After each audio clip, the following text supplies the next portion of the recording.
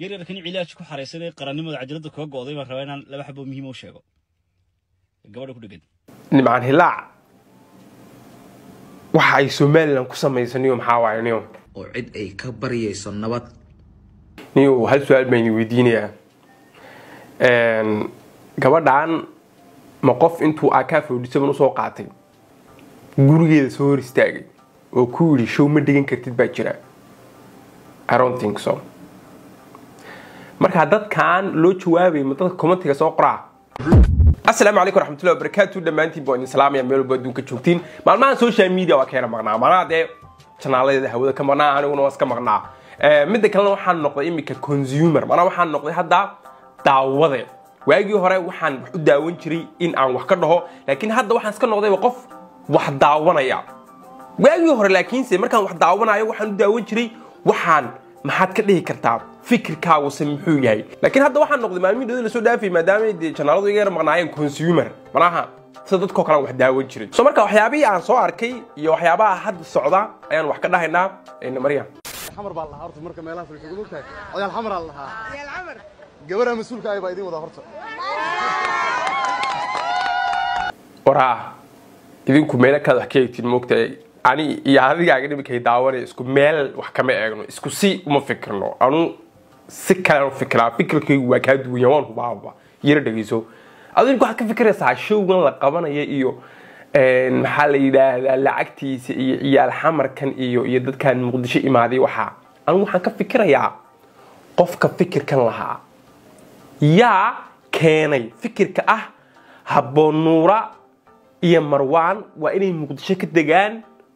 oy 14 bisha show qabtaan maadaama ay tahay maalinta jacaylka sababtoo wax walba waxba ku imaadaan hore waa loo sheekay keentaa moogti marka waxaan rabaa conversation kaasi qaabka uu eeka iyo dadkaasi xaqii fadhiyeen iyo sida ay u fikireen xilligaas sababtoo ah fikirkaasi wuxuu keenay in adduunkiyo dhanba uu ka hadlo show ay laba qof soo dhigsadeen fikirkaasi wuxuu keenay adduunkiyo dhanba inuu macna adduunko dhan yaan dhihin Soomaalidu inay ka hadasho laba qof show ay soo dhigsadeen showgan imika promoter uma baahnaba showgan hadda waa promote gareysan yahay marade showida marka la qabanayo moogtay promoter la sameeyo moogtay dad baa promote gareynayo oo boodboodayo oo dad kala wacayo WhatsApp-yada luuqa galaayo oo dhahayo hay maalinta diyaar noqo show baa jira maxaa la $20 waaye macnaha dad baa shaqo gala moogtay oo waxyaabaha qaar sameeya marka qaar kood macal waraaqada la dhajiyaa marka adu waxyaabo badan baa la sameeyaa waa la promote gareeyaa oo dadka la xasuusiyaa oo loo sheegaa moogtay showgan hadda promotion buu ma baahnaba sababtoo ah Soomaalidu dhan baa ka wada hadlaysa marka Marwaan yara iyo Habboon Nuura la leeyahay idinka garanay qofkaasi qofku yahay yaa waay qofkaasi qof wax og waay oo social media aad u daawado oo og meesha wax laga helaayay si wuxuu jiraan iyo macnaha de joogu soo kala socdo Habboon inaysan koyta ahayn ee magaaladeeda ay joogto dood wiil rag ah oo rag iyo rabbiba leh doodkiisa ay ku dangiigtaa oo cid ay ka bariyayso nabad niyo hal su'aal baan weydiinayaa gabadhan ma qof intuu aka foodisan u soo qaatay gurigeeda soo hor istaagay oo ku yiri show ma dhigan kartid baa jira I don't think so marka dadkan loo jawaabay ma dadka commentiga soo qoraa ya dadka commentiga soo qoraa miyaa loo jawaabay hadda sababtoo ah anu maxaan ogaaday ma garanaysaa dadka commentiga soo qoraa ma dadka caanka ku jira moogtay dadka caanka waxay sameeyaan imika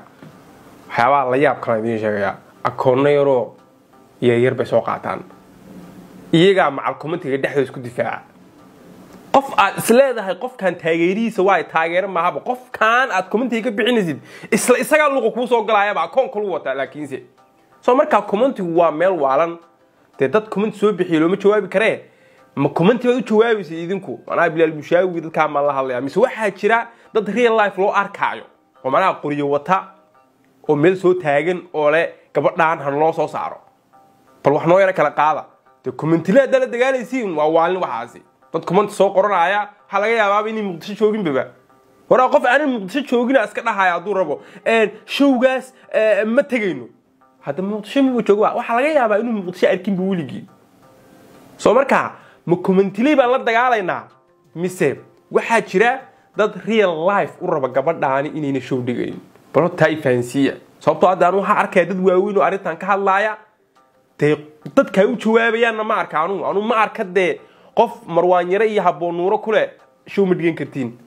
soo marka dhalinyarta imika easy bay noqotay in la jeediyo bal arintan qabiil iyo waxa ka dhigananayo jawiga noo dajiyay dhaay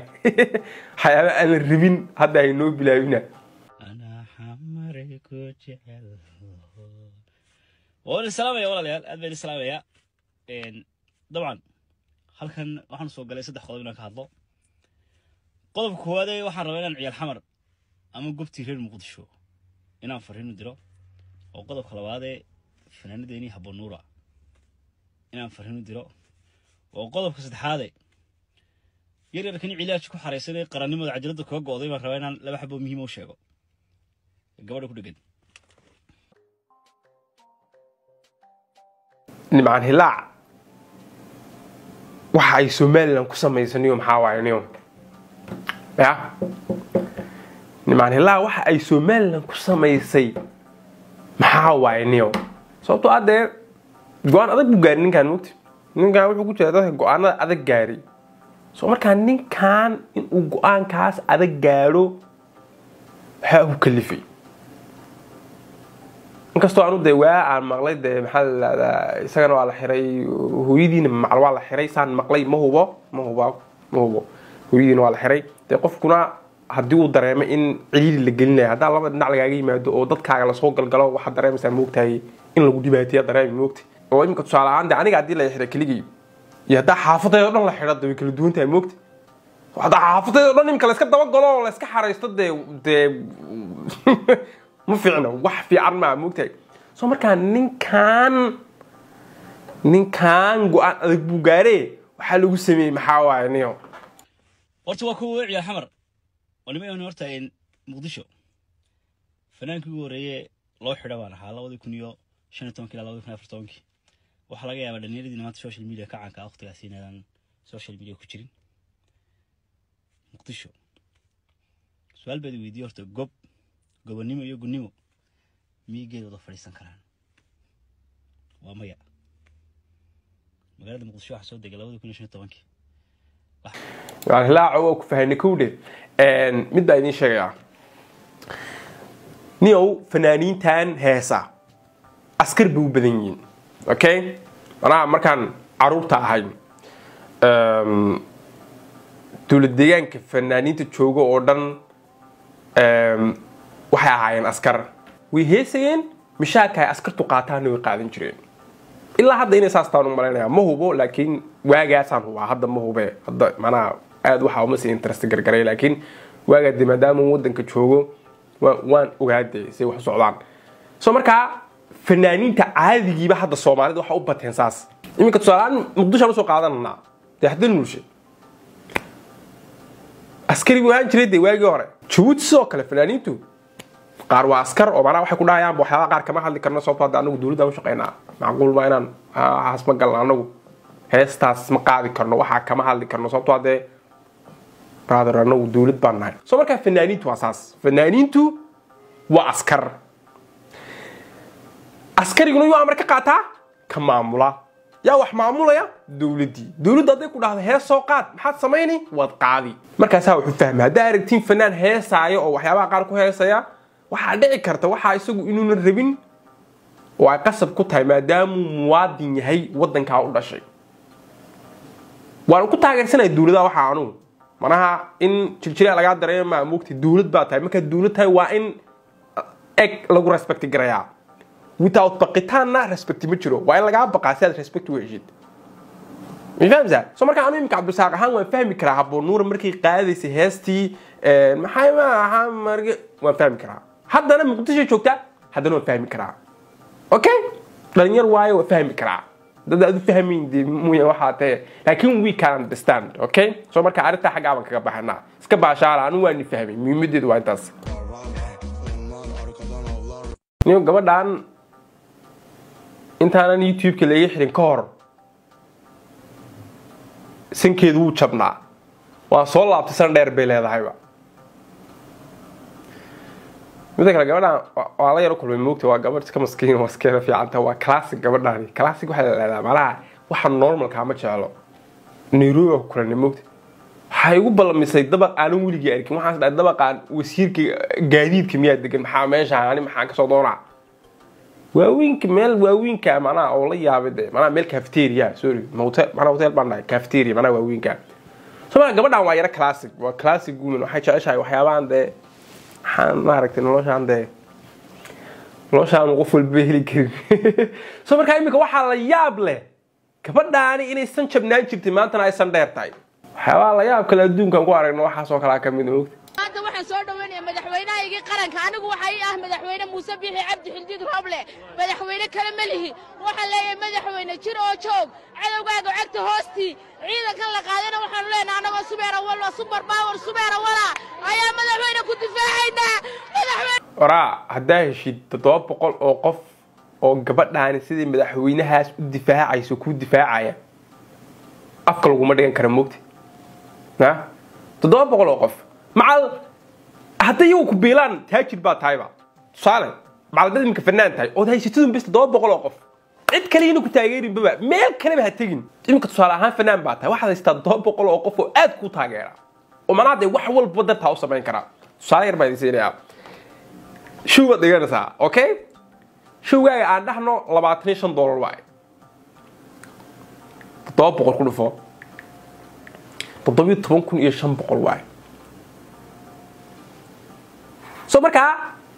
dadka qaari 100 qof iyo 200 qof iyo waxa wax yar bay u haystaane waa dad badan okay soo markaa haddii aad heshid 700 oo qof oo aad ku taageersan oo maalda dhiiqi gashid ka soo saaray ku dhaxaya ayzo abxabashi moogti marka dhacdid oo kuftid ama wax kugu dhacaan lagu soo yarka yani ayzo lagu dhaca soo markaa haddii heshid 700 adag oo aad ku taageerayo ilaahay muuyaa cid wax ka qaadi karta ma jirto Ra gabadha ma fiirso soo hadla soo raa iyo kalsoonida ka muuqato raa